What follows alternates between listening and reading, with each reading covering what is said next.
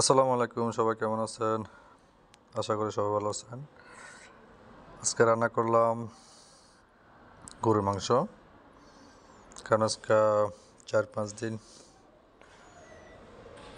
এক সপ্তাহ হইব গরুর মাংস পাকাই না। সমুদ্রের মাছ খাইতেছি, তো ভাবলাম আজকে গরুর মাংস নিয়ে যাই। তো আজকে গরুর মাংস নিয়ে আসলাম ফ্রেশ।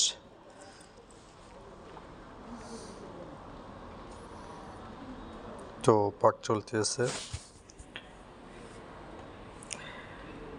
সাথে 2টা আলু দিছি।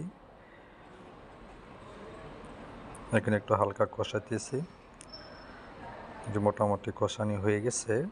আর একটু কষামো, এখন মোটামুটি দেখা যাইতেছে লাল লাল হয়ে গেছে।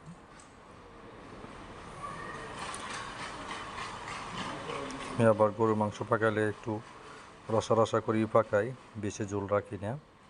কারণ মাংস 2 দিন খেলে আর খাইতে মন চায় না, সেজন্য একটু রসা রসা করে পাকাই।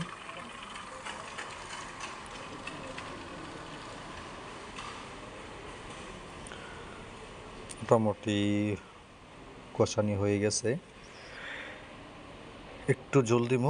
একটু গরম পানি করছিলাম, গরম পানিটার সাথে একটু দিয়ে দিব 1 গ্লাস পরিমাণ।